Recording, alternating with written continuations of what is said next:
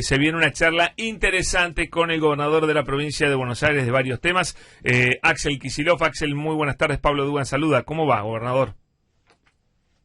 Buenas tardes, Pablo, ¿cómo andás? Qué Bien. suerte que no son las 6 de la mañana. Sí, te juro. Menos mal. Este día sería eterno, ¿no? Si tuviera todo un día por delante en este momento, no sé cómo hago. La verdad. Bueno, ¿Qué sí. tan pendientes han estado los gobernadores, en tu caso, con respecto a lo que está negociando, lo que está ocurriendo en la Corte Suprema, que lleva adelante, creo yo, en forma muy piola y muy bien el ministro del Interior, Guado de Pedro, en esta negociación para que la Corte falle favorablemente a lo que corrigió el gobierno actual de la barbaridad que había hecho Mauricio Macri cuando le tiró la policía y le dio muchísima más plata que la que le correspondía? Mira, hoy tuvimos una reunión a la que creo que concurrieron 19 gobernadores. Le habíamos pedido los mismos gobernadores al ministro del Interior, a Guado, pero estuvo también el jefe de gabinete, Mansur, y vino el presidente un rato a la reunión. Donde, bueno, empezó con una exposición de la situación como está, y para sintetizarlo, la historia es así: ni bien asume Macri, buenas y a primeras le multiplica los fondos a la Ciudad de Buenos Aires a través de un decreto donde pasan del 1,40 de coparticipación que tenía la Ciudad de Buenos Aires históricamente al 3,75. Es decir, que lo triplica prácticamente. Con la excusa de que eran los fondos para la policía. No, mirá, Pablo, al principio ni eso. Al principio fue así, sin justificación alguna, sin explicación, por decreto y sin asociarlo a ninguna aplicación específica. Eso generó en aquel momento, yo no era gobernador, era el macrismo, pero una queja de muchos gobernadores, aún macristas, con lo cual el ministro del Interior de entonces, este hombre Frigerio, tuvo que salir a decir que era un error y que se iba a corregir. Entonces lo que pasa después, la supuesta corrección, es que vuelve a sacar un decreto Macri donde el 3,75 punto de coparticipación lo convierten en 3,50 y recién ahí lo asocian a la de la policía, pero más como una excusa, porque la verdad que el costo de mantener la policía que se le había transferido, primero que ese no es el instrumento legal para hacerlo, tiene que ser a través de ley, y segundo que era muchísimo más que lo que costaba mantener una policía, que en el caso de Larreta es por cantidad de habitantes una fuerza mucho mayor que la que tenemos nosotros. Por ejemplo, en la provincia les pagan históricamente más sueldo, y todo eso se lo pedía Nación, pero además por 3. Entonces fue claramente un impulso para favorecer con recursos a la Ciudad de Buenos Aires, que era ni más ni menos que el distrito de Macri. Luego, lo que hace el gobierno de Alberto, que además lo avisa varias veces, es que va a retrotraer a la situación anterior, y además envía una ley, que es la que hoy está vigente, que lo que hace es pagarle el costo de la policía. Porque si esa era la excusa que estructuraron después, de todas maneras, lo que se les pasó es mucho más. Y hace un cálculo hoy muy importante el ministro de Pedro del excedente, digamos, de esos años, que son como 6, donde Macri le dio plata de más a la ciudad, que le da alrededor de 500.000 millones de pesos a plata de hoy, adicional, por sobre el costo de la policía. O sea que bueno, yo creo que básicamente el problema es un problema de narrativa, porque hoy se presenta como una quita de recursos a la ciudad, cuando el problema es restablecer lo que antes tenía, y en todo caso cubrir el traspaso de la policía. Pero ¿Y tienen me fe parece que bueno. entre los gobernadores, con el ministro del Interior, Guado de Pedro, tienen fe que la Corte va a acompañar este reclamo? Mirá, lo que decía hoy Guado era que todavía la Corte va a dar un fallo, yo creo que el 26 de abril, si no me equivoco, y en el medio abrió un paraguas donde envía a negociar a la ciudad y a Nación, y contó un poco las instancias de esta negociación. O sea que la verdad que la conclusión de esta situación no sé cuál es. Sí quedó claro hoy, porque muchísimos gobernadores, no sé si todos, pero muchos firmaron y firmamos un, un comunicado, digamos, a la Corte Suprema sobre esta situación y luego, bueno, veremos cómo sigue avanzando. Lo que sí me parece que además la propia ciudad de Buenos Aires en un momento dijo, entonces vamos a tener que suspender las obras, cuando el gobierno le siguió pasando la plata a la policía y eso no tenía que ver Me con las parece que ahí obras. Bueno, eso fue un paso en falso muy serio, ¿no? Porque ¿cómo y justificas que yo hacía la creo que obra con la hay plata de la policía? un... Sí, bueno, por esto, es decir, la verdad que todas las jurisdicciones tenemos necesidad de recursos, pero bueno, lo que quedaba claro hoy, más allá de que también se hablaba de tener que rever la ley de coparticipación, y que yo siempre lo planteo, Pablo, porque la provincia de Buenos Aires en el año 88 cede 6 puntos de coparticipación, con lo cual ahora nosotros tenemos 22 puntos de coparticipación, con un producto, una población que es casi 40 del país. O sea que, la ciudad de Buenos Aires es es un distrito muy pequeño, muy rico, pero bueno, no es un tema de una jurisdicción contra otra. Muy claro, el problema es que el régimen Totalmente. de participación no se puede, por más que uno esté de acuerdo o no esté de acuerdo, por más que las provincias planteen dificultades, como todos podemos tener, no lo resuelve por decreto, No, eso como se nunca. intentó hacer, ¿no es Eso nunca. así? Axel, gobernador, quiero hablar de un minuto de la inflación, que es lo que hoy, por supuesto, sacude los hogares. Lo que contó el otro día Feletti fue tremendo, el secretario de Comercio, aumentos de 18% en 3 días. Una locura. ¿Cuánto puede llevar la inflación a números que en su momento te criticaban mucho cuando eras ministro de Economía, pero que eran por lejos más de la mitad, o digamos menos de la mitad de la inflación que tenemos ahora, que la que tuvo Macri, por supuesto que era el rey que venía a eliminar la inflación? ¿Cuánto nos puede llevar a tener una inflación de 20%, empezar un camino de reducción? No, bueno, el punto es empezarlo. Yo creo que está bien que el gobierno nacional, como hizo el propio Alberto y bueno, parte de su equipo económico, empiece a abordar el tema, que es un tema complicado.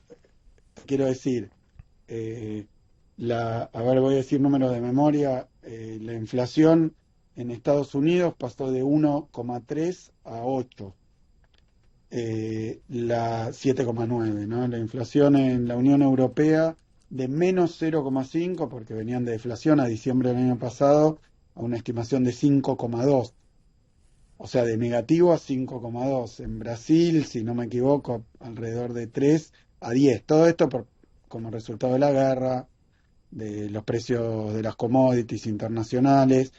Esto empezó a verificarse después de la pandemia, que hubo un fuerte proceso de reactivación en la economía mundial digamos, un fenómeno de precios crecientes de las commodities. Todo esto es cierto. Lo que sí me parece es que nosotros desde las provincias, donde no tenemos ni el instrumento macroeconómico, ni podemos abordar el problema de los formadores de precios, y ni tenemos instrumentos como las leyes que sí tiene el gobierno nacional, lo que tenemos que hacer es acompañar esas medidas y darle fortaleza. Lo que me parece clarísimo es que bueno, a estos niveles se van atrasando los salarios y los ingresos, y justamente nosotros tenemos que defenderlos, y ese es el mandato que tenemos, porque cuando nosotros asumimos a fines de 2019, Macri, que te acordás que había dicho que la inflación es el problema más fácil que tengo para resolver, después dijo que es la medida de la ineficacia de un gobierno, después dijo que iba a ser 10 más menos 2, después dijo, y terminó con la inflación más alta desde la hiper, desde los 90, ¿no? En 30 años, más o menos. Así que eso es lo que recibimos, 52 puntos de inflación, me parece que fue. Eso en el año 2019, producto de las políticas fallidas del macrismo, y eso venía acompañado también con una absoluta desprotección de los ingresos, porque toda situación inflacionaria, por supuesto que es grave y delicada y hay que abordarla, pero si además los ingresos de los sectores populares, de los sectores trabajadores, siempre van por detrás de la inflación, entonces la inflación le pega justamente a los asalariados, a las mayorías. Obviamente la inflación es mala siempre, pero si los salarios, las jubilaciones, todo va por debajo, como fue en el momento de Macri, además implican una forma de contracción salarial que genera otros efectos económicos, la caída de los salarios, la caída de la demanda, del consumo, la recesión, y todo eso era el modelo macrista. Nosotros, para lo que estamos es para recuperar esos ingresos perdidos durante la época de Macri. Obviamente Macri, cuando tuvo el desbarajuste macroeconómico, que nos lleva a otro tema del que quería hablar, que es el proyecto del Senado, pero Sí. que tiene que ver después con lo del FMI, pero que el propio Macri dice, pasaron cosas, ¿te acordás? Y dice, ese pasaron cosas remitía a una devaluación de la lira turca. Y ahora realmente, Sin nada que ver con la pandemia, guerra. claro, pandemia, guerra y hechos objetivos, pero bueno, el gobierno nacional toma medidas, nosotros vamos a acompañar esas medidas y habrá que tomar todas las medidas que sean necesarias, profundizarlas para defender los ingresos de los sectores populares. Por supuesto que defender esos ingresos a veces implica chocar con determinados sectores que son oligopólicos, formadores de precios, etcétera. Y bueno, yo creo que nuestro mandato es muy claro. Y Y el además, proyecto, finalmente el modelo de redistributivo es bueno para todos, también para esos sectores, que no no, pueden totalmente. ni pensar que a ellos les vaya bien. Digamos, vivir en un país donde unos poquitos, un puñado de sectores le va bien y al grueso de la sociedad le va mal, es un país invivible, Sí. por un lado, y en segundo lugar, tampoco es sostenible desde el punto de vista social, económico. Cuando todos hablan de la estabilidad macroeconómica, a veces se olvidan de que la desigualdad y la mala distribución de la riqueza también genera Sí, totalmente. inestabilidad, incertidumbre, imprevisibilidad, porque una sociedad desequilibrada, una sociedad muy injusta, vuelve al país invivible y muy tormentoso. Así que la verdad que nosotros vamos a acompañar desde la provincia, vamos a tener reuniones con intendentes, etcétera, para poder acompañar medidas del gobierno nacional, que es en este sentido rector. Y Axel, ¿cómo entendés que la oposición critique un proyecto que lo que busca es encontrar evasores? Yo pensé que todo el mundo estaba en contra de los evasores, veo que no. Incluso medios de comunicación Sí, también. los evasores y sus amigos no, Pablo. Me parece que tu creencia que todo el mundo Un está en poco contra de la inocente. evasión no puede incluir ni a los evasores, ni a los cómplices, ni a los amigos de los evasores. Esto digo hablando en general. Después, en este caso particular, al que le quepa el sayo, que se lo ponga, ¿no? Sí. Pero ahí agrego, me parece que es un proyecto muy acertado, porque el problema que tenemos con el ciclo de vertiginoso, digamos, para decir el endeudamiento de Macri rápido y furioso, ¿no? Rápido y furioso. Y la verdad que en 4 años generó una situación de endeudamiento, primero 100.000 millones de dólares con bonistas privados, cuando le cerraron la canilla, porque fue eso, los bonistas privados, se fue corriendo al Fondo Monetario Internacional y endeudó al país por primero 57.000 millones de dólares, entraron 45.000. Pero para ser claro, el modelo de Macri nunca cambió, fue un modelo de endeudamiento y fuga, y Sí. los dólares lo necesitaba para garantizar que determinados sectores de alta rentabilidad, especuladores muchos de ellos, pero de alta rentabilidad en general, pudieran llevarse las divisas al exterior. O sea que era un modelo de fuga. Cuando miramos los números de fuga, presta atención al número, 36.000 millones de dólares de fuga hubo en los 4 años de Macri. Nunca, Qué bárbaro. nunca. Pablo, Sí, nunca. sí. Bueno, a ver, ¿tenemos algún problema o te escuchamos bien? A ver. Entonces, Ahí te escuchamos bien. no, yo estoy bien, hay un ruidito, pero estoy bien. Entonces, ¿qué pasa? La fuga de capitales, que simplemente sacar recursos del sistema financiero y de la circulación bancaria argentina, puede tener orígenes legales o ilegales. Cuando se dan volúmenes de fuga de esta dimensión, evidentemente hay una parte de eso que son recursos que se convierten a dólares que provienen de negocios no legales o de evasión, que es no legal también el no pago de impuestos, y después se sacan del sistema. Hoy los dólares que necesitamos, porque faltan dólares, todos se quejan de que no hay dólares, pero 86.000 millones, chau adiós, Macri abrió la canilla. De hecho, el fondo, y yo insisto sobre esto, cuando hace la autocrítica el Fondo Monetario Internacional del fracaso, que lo llama así, estrepitoso, del plan que cerró el fondo con Macri, del que es responsable el fondo, por supuesto, también, pero cuando hace la evaluación, lo que dice es que Macri pone, uno llama líneas rojas, cosas que no estaba dispuesto a hacer. Y no estaba dispuesto a controlar la salida de capitales y no estaba dispuesto a reestructurar la deuda inmensa que había tomado. O sea, lo que le aseguró, como el propio Macri reconoce, es la salida a través de los recursos del fondo a quienes habían timbiado durante la época de Macri, cosa que se acelera obviamente en la etapa final. Entonces, ¿de qué se trata esto? Y hay que rescatar y recuperar los recursos estos ilegalmente conseguidos y después sacados del país, y lo que propone este proyecto son instrumentos, modalidades, tanto para localizar estos recursos como para poder recuperarlos. Y tiene una penalidad, no es un impuesto, es una penalidad por haber hecho esta transfugada, es una penalidad. Entonces, y con el producto de esto que es 20% en un caso, 35% en el otro y hasta 50% en el otro, los recursos que se rescaten, ilegales, toda la parte ilegal, Sí, lo sí, legal, sí, sí, bueno, sí. es legal, pero lo ilegal que se rescate se deposita en una cuenta específica para pagar la deuda del fondo, como anudando dos cosas que si no, no queda claro. No queda claro quién es el responsable del endeudamiento. Yo leía en cosas que parecía que Alberto se había endeudado con el Fondo Monetario Internacional. Por eso, esto deja en claro no solo quiénes son los responsables, sino los beneficiarios de ese proceso de No, endeudamiento está en fuga que clarísimo. capitaneó Axel, Macri. quiero, Sí. quiero hacerte una última pregunta. ¿Cómo está la situación interna del Frente de Todos a tu criterio con las tensiones que hubo, sobre todo la semana pasada, y cómo te afectan a vos como gobernador de la provincia más importante del país? No, yo creo que quedaron en evidencia. Nosotros siempre decimos que somos un frente. Si no fuéramos, digamos, si fuéramos todos uniformes, exactamente iguales, si pensáramos igual y tuviéramos las mismas ideas de todos, seríamos una sola fuerza, pero no es una sola fuerza, es un frente compuesto por varias fuerzas políticas que tienen matices cuando, yo lo llamo matices cuando uno lo compara con, por ejemplo, el modelo de endeudamiento, fuga, ir al Fondo Monetario Internacional. Cuando uno lo compara con eso, al interior del Frente de Todos, uno puede decir que hay diferencias importantes, pero que son matices porque no queremos el modelo de desindustrialización regresivo, el modelo de primarización, el modelo, de nuevo, de dependencia y de precarización que generó el macrismo. Por eso nos juntamos. Ahora, sobre determinados temas hay diferencias. Esas diferencias se comenzaron a expresar, sobre todo cuando se trata de temas tan complejos, digamos, y graves y delicados como es el tema Fondo Monetario Internacional.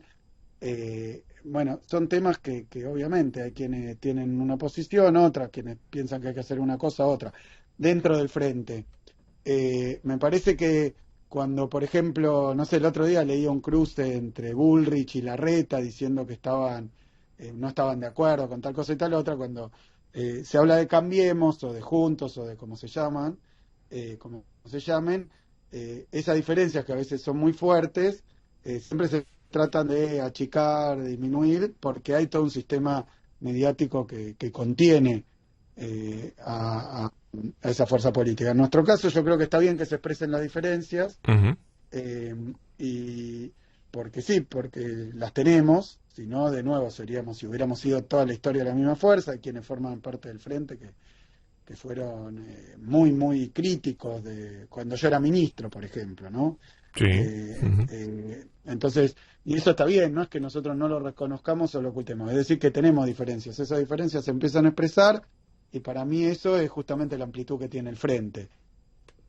Se van Cla- dirimiendo, cómo se va antes y hasta qué punto llegan, es la propia evolución de los hechos. Me parece que nosotros también, de cara a los problemas que hay, muchos de ellos, como el caso de la deuda del FMI, producto del desastre que deja Macri, lo que tenemos que hacer es expresar esas diferencias porque no tiene sentido ocultarlas y seguir acompañando lo que es un proceso que tiene que ver con nuestras banderas, ¿no? Que son Sí, sí, evidentemente sí. la justicia social, la recomposición de los ingresos, de los salarios, la creación de empleo, y en ese sentido hay que profundizar ese camino y bueno, ahí también pueden surgir diferencias, e intentaremos ir dirimiéndola y que tengan como resultado las mejores políticas, ¿no? Las mejores políticas, que es lo que necesitamos. Y cuando alguien es crítico, y bueno, es crítico, pero sabemos todos que el principal problema que tenemos es lo que dejó el macrismo